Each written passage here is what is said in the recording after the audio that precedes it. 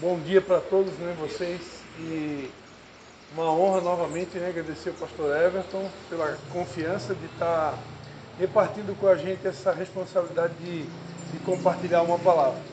Ontem eu tive pela bondade de Deus, acho que quarta ou quinta vez consecutiva, a oportunidade de dirigir um culto ecumênico da aniversário de 41 anos da PAI São João Batista, né? Eu tenho um filho também que precisou dos serviços da PAI, né? E eu estava comentando com eles que os anjos desejaram essa responsabilidade de compartilhar a palavra, né? De pregar as boas notícias. Mas Deus não deu essa tarefa para anjos, Deus deu essa tarefa para nós, né? E que privilégio poder compartilhar a palavra de Deus, porque essa palavra, assim como a gente aprendeu lá na montanha, que a montanha é espiritual, essa palavra também ela é uma palavra espiritual, ela é uma palavra que não vem de nós, ela procede da parte de Deus, e porque vem de Deus, porque ela é uma espada de dois gumes, né? Ela realmente separa, né? Almas juntas, medulas, e ela produz e provoca mudança, provoca transformação. A mensagem que para os legendários no mês de outubro está em Josué capítulo 1, versículo 9, que diz assim, né?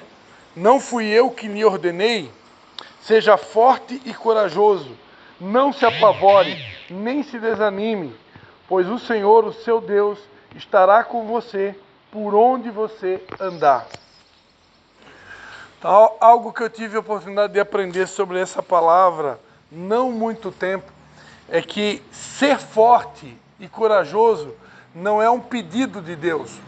Deus não está pedindo assim, ó, eu gostaria tanto que você fosse forte, mas seria tão legal se você fosse corajoso. Não, Deus não está falando, vai ser legal. Ele está dizendo, não, seja forte. É uma ordem, né? Eu preciso ser forte, eu preciso ter coragem. Né? Por quê? Porque o mundo que a gente vive é um mundo mau. Jesus Cristo disse, né? No mundo vocês terão aflições. Ele não brincou com ninguém de dizer, talvez vai ter aflição, talvez vai ser difícil. Não, ele disse, vocês vão ter que tomar a cruz, vai ser difícil, vai ter aflição. Em nenhum momento ele escondeu de nós que seria difícil. Então vai ser. Só que é o seguinte, eu vou enviar o meu Consolador, o Espírito Santo, e ele estará com vocês todos os dias. Eu não vou deixar vocês órfãos, eu não vou deixar vocês sozinhos nessa batalha.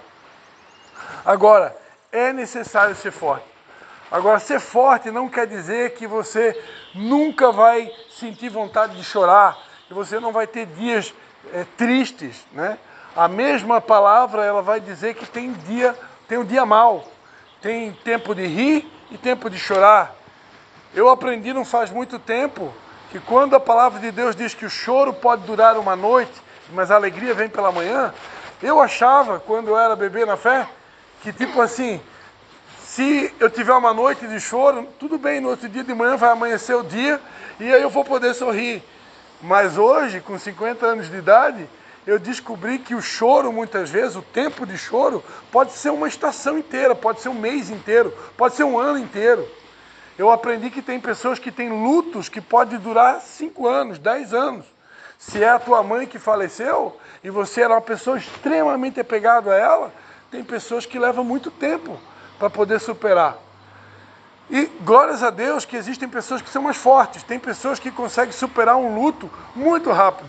Principalmente quem é cristão, conhece a palavra e sabe que aquela pessoa que morreu em Cristo, ela vai morar com Deus, né? Então não há motivo para ficar chorando o tempo todo. Essa pessoa está com Deus. No entanto, nem todo mundo é igual. Tem pessoas que são mais fortes naturalmente, ela já tem uma estrutura mais forte, ela já nasceu assim. Deus deu a ela. A pessoa ela não é de chorar por qualquer coisa, ela não é de se lamentar por qualquer coisa. Mas isso não é uma característica de todos. Tem pessoas que já são naturalmente mais melancólicas, fleumáticas, choram mais fácil, mas isso não quer dizer que ela não possa ser uma pessoa forte, mas é uma característica dela. E onde é que eu quero compartilhar com os irmãos aqui, com os senhores nessa manhã? Nós precisamos respeitar os temperamentos. Nem todo mundo é igual. E nós precisamos respeitar as diferenças no corpo, né? No corpo, nem todo mundo é olho, nem todo mundo é nariz, cada um tem uma característica. E alguns são naturalmente mais frágeis, como biblicamente a mulher, ela é considerada mais frágil. No entanto, tem mulher que chega a ser mais forte do que o homem, né? E muitas delas, né? Tanto é que Deus escolheu elas para gerar, né? Talvez se um homem fosse escolhido por Deus para gerar, não ia dar conta. Eu até hoje estou tentando descobrir por que está escrito que a mulher é mais frágil, né? Porque nem sempre é. Geralmente é o homem que é mais frágil, né? Mas enfim, ser forte é uma ordem, né? Deus espera que, apesar das aflições, apesar dos lutos, apesar das perdas, apesar das dores, apesar das perseguições, ainda assim é necessário ser forte. E eu queria dizer para vocês que nesse último ano principalmente, eu precisei aprender a ser forte. Porque hoje eu hospedo na minha casa uma sogra que foi como uma mãe para mim durante muitos anos. Eu já conheço a minha esposa desde 96, vai fazer 30 anos ano que vem, que eu estou com a minha esposa. E a minha sogra, desde que eu conheci ela sempre foi uma segunda mãe. Aquela mãe que todo mundo gostaria de ter. Graças a Deus, sou grato à mãe que Deus me deu, mas a minha sogra é um anjo de Deus na terra. É uma pessoa extremamente dócil, extremamente querida, extremamente humilde, simples. Ela é descendente de índio, né? É uma pessoa muito simples. Sempre que eu chegava na casa dela, não tinha hora, não tinha dia. Podia ser 11 da noite, meia-noite. Cristian, queres que eu faça um ovinho para ti? Eu estava falando aqui no começo que eu corria de bicicleta, né? Então, ciclista, imagina, sempre com fome. Toda a vida com fome. Meia-noite com fome, né? Quer que eu faça um ovinho para ti? Lá e ela ia, fazia um ovinho frito para mim, preparava um cafezinho, não tinha hora. E a minha sogra foi diagnosticada com demência. A gente achava que era Alzheimer, mas os médicos declararam que é demência. E ela fez uma cirurgia por conta de um aneurisma na cabeça. Foi cortada a cabeça dela fora, né? E depois dessa cirurgia ela nunca mais prestou. Então hoje ela não identifica ninguém, ela não conhece ninguém. Ela vive literalmente um quadro vegetativo. E mora na minha casa, né?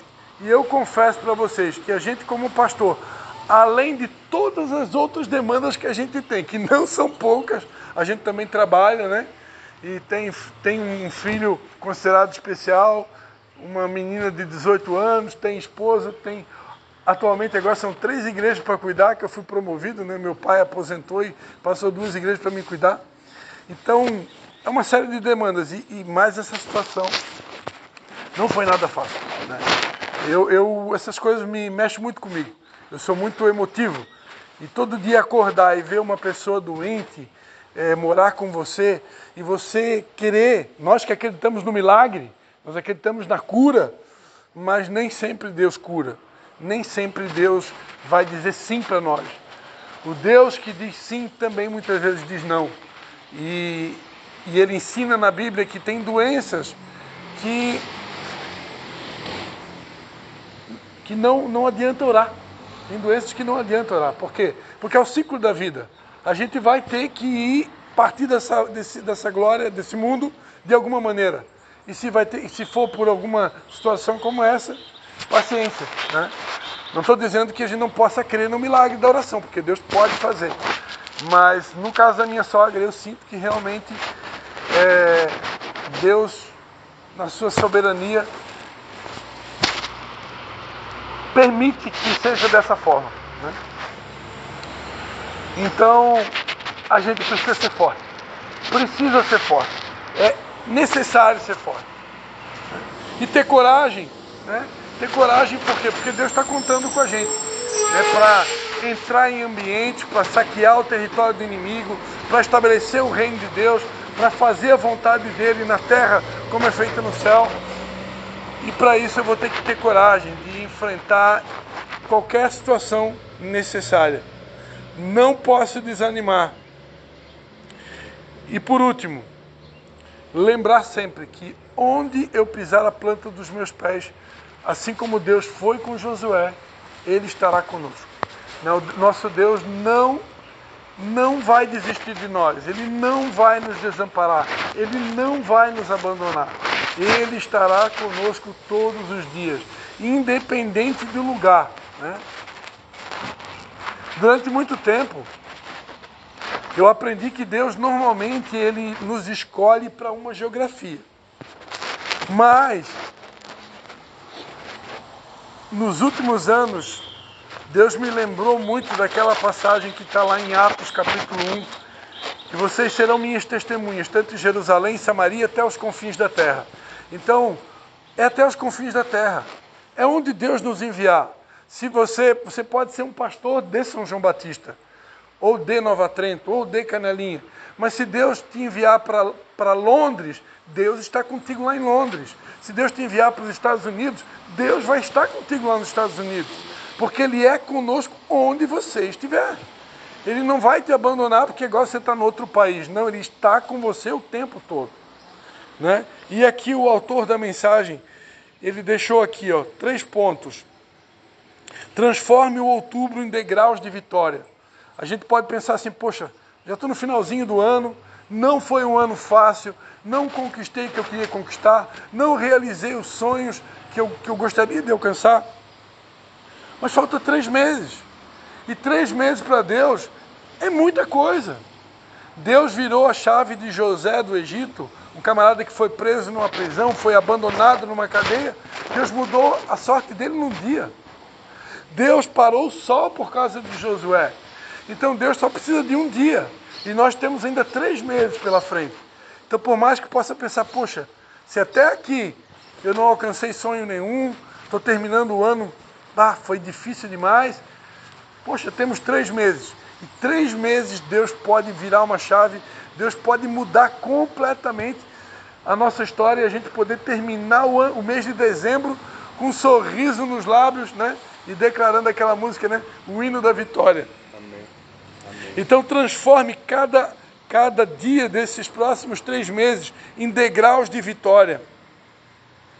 Confie na força que vem de Deus, né? Não confia na força do teu braço. Isso a gente aprende lá na montanha. Na força física, talvez muitos de nós não conseguiríamos concluir. Porque muita gente vai para lá e a gente sabe que é sedentário, não tem uma vida de praticar esporte, academia, corrida a pé. A maioria é sedentário. E aí tem que encarar a montanha. Se não tivesse a força do Espírito de Deus, não conseguiria. Não conseguiria. Então a gente sabe que existe uma força espiritual. E essa força espiritual que estava disponível para nós lá, continua disponível aqui. Então com essa força que vem da parte de Deus, como está escrito, eu posso todas as coisas naquele que nos fortalece. Não existe nada que a gente não seja capaz em Deus, mas não é na força do meu braço, não é com a minha sabedoria, não é com o meu conhecimento, não é com o meu intelecto, né? Hoje eu vinha para cá, eu li esse material aqui pela 2ª vez. Eu posso pensar, meu Deus, o que eu vou falar lá na hora? Eu não vou ficar o tempo todo olhando na colinha. Eu, como pastor, não gosto de olhar cola. Mas o Espírito Santo, na hora, ele guia tudo, ele conduz tudo. Então, confie na força que vem de Deus. E por último, persevere até o fim.